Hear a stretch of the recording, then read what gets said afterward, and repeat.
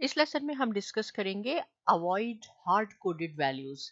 Hard coded values क्या होती हैं मैं आपको पहले भी बता चुकी हूँ, लेकिन इस लेसन में थोड़ा सा मैं आपके साथ रिवीजन करूंगी और उसके बाद हम आगे चलेंगे। और टॉपिक है कि हमने अवॉइड करना है हार्ड कोड्स को। देखिए, सबसे पहले हमने क्या करना होता है, फंक्शन डिफाइन करना होता है और डेफ स्टेटमेंट कहते हैं इसको। तो मैंने ये बनाया है, ऑलरेडी मैंने यहाँ पे कुछ फंक्शंस क्रिएट कर लिए हैं ताकि टाइम की सेविंग्स हो और मैं आपको ज़्यादा से ज़्यादा एक्सप्लेन कर सकूं। सबसे पहले क्या होता है, हमने डेफ स्टेटमेंट बनानी होती है जिसको हम डिफाइन स्टेटमेंट कहते हैं। DEF आपने लिखना है, कंप्लीट वर्ड डिफाइन नहीं लिखना। देखिए, एक मैंने फंक्शन तैयार किया है, उसका मैंने नाम रख लिया हैंड अंडरस्कोर बैग्स और उसको एक पैरामीटर मैंने दिया कलर। और देखिए, उसके बाद मैंने आपको बताया है कि जब भी हम फंक्शन यानी डिफाइन स्टेटमेंट लिखते हैं उसके बाद हमने ये कॉलन सिंबल लगाना होता है। इसके बाद आप जैसे ही एंटर करेंगे नेक्स्ट लाइन में आएंगे, बाय डिफॉल्ट ये 4 इंडेंटेशन पे आ जाएगा। आपने यहाँ से नहीं स्टार्ट करना, आपने इसको 4 इंडेंटेशन से स्टार्ट करना है। और यहाँ एक हम वेरिएबल सेट करते हैं, कुछ भी आप नाम दे सकते हैं, जो भी आप फंक्शन तैयार कर रहे हैं उसके मुताबिक ही नाम दे दें। तो यहाँ पे मैंने हैंडबैग कलर्स लिखा है, इसलिए इस वेरिएबल को मैंने कलर्स का नाम दिया। कलर्स में क्या क्या है, सपोज आपने पिंक लिया, येलो, ग्रीन, रेड, ब्लू। मैंने क्या किया है, यहाँ पे एक कोटेशन है और यहाँ कोटेशन है। या तो आप सिंगल कोटेशन लगा सकते हैं या आप डबल कोटेशन लगा सकते हैं।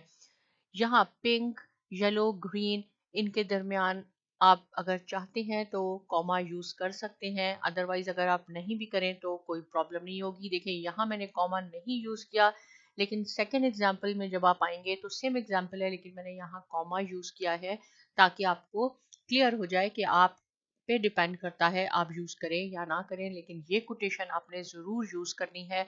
या तो दोनों सिंगल कोटेशन होनी चाहिए या डबल कोटेशन हो। उसके बाद थर्ड लाइन में आपने रिटर्न लिखना है। और याद रहे कि रिटर्न कभी भी आप एक सिंगल वर्ड लिख के नहीं एग्जीक्यूट करवा सकते। रिटर्न के बाद आपने कोई ऑब्जेक्ट जरूर लिखना होता है।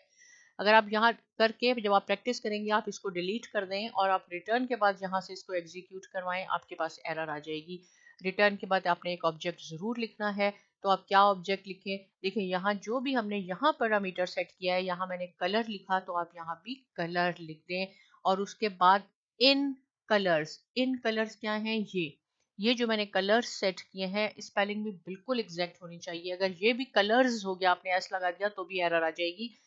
और इन कलर्स, देखिए ये बहुत इंपॉर्टेंट पॉइंट है कि ये इन, जब आप इन कीवर्ड यूज करते हैं तो ये जो आपने वेरिएबल सेट किया है pink, yellow, green, red, blue, ये केस सेंसिटिव हो जाता है। केस सेंसिटिव का मीनिंग क्या है कि अगर आपने ये लोअर केस में लिखा है तो ये लोअर ही आपने लिखना होगा, अदरवाइज आपके पास एरर आएगी। अगर आपने ये कैपिटल केस में लिखा है यानी अपर केस में लिखा हुआ है तो वैसे ही होगा। इन कीवर्ड, सी अगेन मैं बताती हूँ कि इन कीवर्ड से क्या होता है, ये वेरिएबल आपके पास केस सेंसिटिव बन जाता है।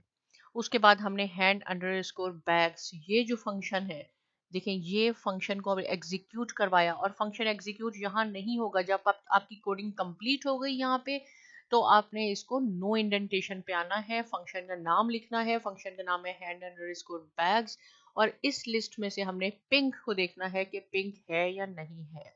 इन कीवर्ड हम यूज करते हैं जब एक आपके पास बड़ी लिस्ट हो। यहाँ तो मैंने आपके पास सिर्फ 5 कलर्स ली थी, अगर आपके पास 1000 हो या कोई भी आइटम्स हो उसमें से आपने कोई देखना हो कि आपके पास ये लिस्ट में मौजूद है या नहीं है तो आपने इन कीवर्ड यूज करना है। और अगेन इन कीवर्ड यूज करने से जो भी आपके पास आइटम्स हैं वो केस सेंसिटिव बन जाते हैं। देखिए, मैंने ये स्मॉल में पिंक लिखा, अब हम इसको एग्जीक्यूट करते हैं तो ये ले आएगा ट्रू। ट्रू मीन्स कि यहाँ ये मौजूद है, इस लिस्ट में पिंक है। अब इस पी को अगर मैं अपर केस में कन्वर्ट कर देती हूँ पी, हालांकि यहाँ पिंक मौजूद है लेकिन अब आपका आंसर फॉल्स हो जाएगा। देखिए, यहाँ से आपको क्लियर हो गया होगा कि इन कीवर्ड यूज करने से ये जो आपके पास कलर्स हैं, जो भी आइटम यहाँ होंगे वो केस सेंसिटिव हो जाते हैं। अगर आपने लोअर केस में लिखा है तो यहाँ भी आपने लोअर केस में लिखना है, एग्जैक्ट सेम लिखना है। अगर यहाँ आपने अपर केस में लिखा है तो यहाँ पे भी अपर केस में लिखना होगा। इस केस सेंसिटिविटी को खत्म करने के लिए आपने क्या करना होगा वो भी मैं आपको बताती हूँ। सपोज अगर आपके पास एनिमल्स नेम है, आपके पास फ्लावर्स हैं, कुछ हंड्रेड्स में है, थाउजेंड्स में है, और आप भूल गए हैं, कहीं आपने कैपिटल लिखा है कहीं, तो आपके लिए ये प्रॉब्लम हो जाएगी। तो आपने यहाँ क्या करना है, सिंपल, ये कलर के बाद आपने डॉट लोअर का वर्ड यूज करना है, और लोअर के बाद ये पैरेंथेसिस जरूर लगाना है। यहाँ पे भी आपने लोअर का वर्ड यूज करना है और पैरेंथेसिस लगाना है। अब ये केस सेंसिटिविटी आपकी खत्म हो गई। अब आप यहाँ कैपिटल लिखें या आप इसको लोअर केस में लिखें, आपके पास आंसर ट्रू ही आएगा। ये येलो है, देखें स्मॉल में लिखा है, मैं इसको अपर केस में लिख देती हूँ, ऐसे करके हमने इसको लिख दिया, राइट, तो भी आपके पास ये ट्रू आएगा। तो केस सेंसिटिविटी कैसे खत्म होती है, डॉट लोअर और पैरेंथेसिस आपने यहाँ पे भी लिखना होगा, और इन कलर्स जिस वेरिएबल में आप फाइंड आउट कर रहे हैं वहां पे भी लिखना होगा, राइट। सेम सेम एग्जाम्पल है, इसको हम थोड़ा सा और मॉडिफाई करते हैं। यहाँ मैंने क्या किया, और दोनों में चले मैं आपको डिफरेंस भी बताऊंगी। यहाँ पे सेम डिफाइन, इसको हम डिफाइन स्टेटमेंट कहते हैं। Def statement, hand underscore bags colour, यहाँ कलर्स मैंने आपके पास देखे कॉमा से इसको डिफरेंशिएट किया ताकि आपको पता चल जाए कि दोनों आप लिख सकते हैं। Return colour dot lower in colours, right, इन से केस सेंसिटिव बन जाएगा ये, लेकिन जब आप डॉट लोअर लगा देंगे दोनों तरफ तो केस सेंसिटिविटी इसकी खत्म हो जाएगी। और यहाँ हमने लिखा ब्लू, यहाँ हमें क्या चाहिए, हैंड बैग्स ब्लू, यहाँ डायरेक्ट हैंड बैग्स येलो करके मैंने एग्जीक्यूट करवा दिया था। यहाँ एक और लाइन ऐड की है, प्रिंट, तो प्रिंट ये आप सिर्फ वेरिएबल का नाम दे दें, यहाँ पे प्रिंट ये variable hand underscore bags underscore colour, और यहाँ मैंने ब्लू दिया है, तो देखें ब्लू इस लिस्ट में है तो ये ट्रू हो जाएगा। और अगर मैं यहाँ रेड कर देती हूँ और इसको हम एग्जीक्यूट करवाते हैं तो भी ट्रू आएगा। लेकिन अगर जरा सी भी स्पेलिंग में भी अगर मिस्टेक हो गई, हमने ए लगा दिया गलती से, तो ये फॉल्स हो जाएगा। तो देखें यहाँ मैंने इसको येलो वैल्यू असाइन की है, यहाँ मैंने इसको रेड वैल्यू असाइन की है। इट मीन्स ये हार्ड, इसको कहते हैं हार्ड कोडेड वैल्यूज। आपने हार्ड कोडेड वैल्यूज को अवॉइड करना है जब आप प्रोग्रामिंग करेंगे, क्योंकि ये वैल्यूज फिक्स हो जाती हैं। इसको अवॉइड करने के लिए हमें इनपुट कीवर्ड यूज हम करते हैं। अब देखें ये दो मैंने फंक्शन ऑलरेडी यहाँ लिखे हैं, दोनों में डिफरेंस बताती हूँ। पहले हमने डेफ स्टेटमेंट तैयार किया, डेफ बर्ड अंडरस्कोर अवेलेबल, और फिर हमने कहा birds is equal to input.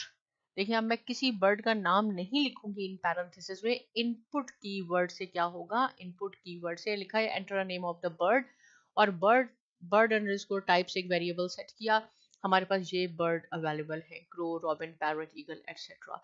यहाँ पे आपकी मर्जी है, आप कॉमा लगाएं या ना लगाएं, कोई बात नहीं। रिटर्न के बाद मैंने आपको बताया है कि जरूर कोई ऑब्जेक्ट लिखना है आपने। तो जहाँ पे आपने ये इनपुट, पहले तो यहाँ जो आपने फ्रेज लिखा था वो हमने लिख दिया, लेकिन यहाँ जो आपने इनपुट वैल्यू के साथ सेट किया है जो भी वेरिएबल, वो लिख दें birds dot lower. Dot lower मैं क्यों लगा रही हूँ, ताकि इसकी केस सेंसिटिविटी खत्म हो जाए, क्योंकि ये इन कीवर्ड है। इस लिस्ट में से हमने ढूंढना है कि हमारे पास ये अवेलेबल है बर्ड्स या नहीं है, बर्ड्स अवेलेबल। अब क्या होगा, जैसे मैं इसको एग्जीक्यूट करवाती हूँ तो यहाँ पे एक बॉक्स आ जाएगा, और जो आपने इनपुट में यहाँ लिखा है enter a name of a bird, enter a name of a bird, वो यहाँ आ जाएगा।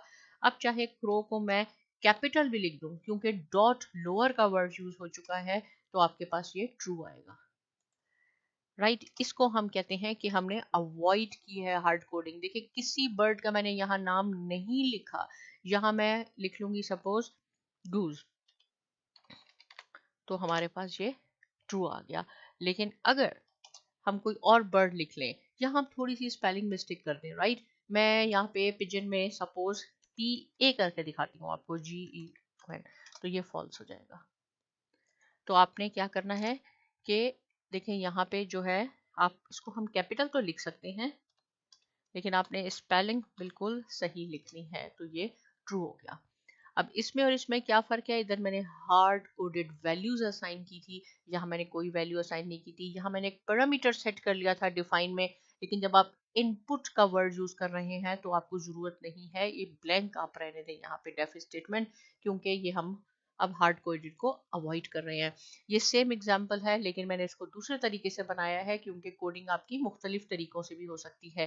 देखिए यहाँ इन दोनों में क्या फ़र्क है, फर्स्ट आपकी डेफ स्टेटमेंट बिल्कुल सेम है, सेकंड में है बर्ड अंडरस्कोर टाइप्स, ये बर्ड अंडरस्कोर टाइप्स मैंने यहाँ लिखे हैं, यहाँ पे जबकि थर्ड लाइन पे लिखे गए थे। उसके बाद यहाँ रिटर्न का वर्ड यूज है बर्ड डॉट लोअर, राइट, और आपके पास ये है bird available available underscore available, एक हमने और वेरिएबल सेट किया और उसको वेरिएबल को हमने इनपुट की वैल्यू दी। अब क्या है यहाँ पे देखें, बर्ड अवेलेबल सिंगल था, ये ट्रू एंड फॉल्स में लाया है। यहाँ आप चाहते हैं तो मैं आपको करके दिखाती हूँ क्या होगा। जैसे यहाँ पे सपोज मैं लिख देती हूँ रॉबिन। अब हम रॉबिन को तो एग्जीक्यूट करेंगे, तो birds available, the bird is there robin, ये आपके पास जो आपने लिटरल यहाँ सेट किया है, खुद जो आपने स्ट्रिंग लिखा है, ये भी आपके साथ इसके साथ आ जाएगा, the bird is there robin. तो इन दोनों में क्या फ़र्क है कि आप चाहते हैं तो सिंपल आप अपने फंक्शन को एग्जीक्यूट करवा लें, आपके पास ट्रू एंड फॉल्स आएगा। लेकिन अगर आपने कोई सेंटेंस शो करना है तो भी आप कर सकते हैं। सिमिलरली मैंने एक और आपके लिए ये डेफ स्टेटमेंट तैयार किया है। इसमें हमने क्लोथिंग स्टाइल साल डाल दिए, कॉटन, सिल्क, नायलॉन, डेनिम जो भी है, और इस तरह हमने इसको प्रिंट करवाया। यहाँ जाके हम इसको एग्जीक्यूट करवाते हैं, राइट, ये आपके पास आ जाएगा, nylon is in the list true. देखिए ये हार्ड कोडेड है, इसको मैंने नायलॉन का वर्ड असाइन कर दिया है, आपने इसको अवॉइड करना है। और ये जो मैंने आपको बताए हैं इनपुट, आपने इसको फॉलो करना है, राइट। तो अब आपको हार्ड कोडेड और जैसे मैंने आपको कहा कि अवॉइड करना है, दोनों में फर्क पता चल गया होगा। जब आपने अवॉइड करना है तो आपने इनपुट प्रॉम्प्ट सेट करनी होती है, याद रहे। देखिए ये एक और मैंने फंक्शन तैयार किया है, डेफ हाउ अंडरस्कोर मैनी, ये एक फंक्शन है। कैंडीज, यहाँ पे इनपुट वैल्यूज इसको दे दी है, enter how many you want.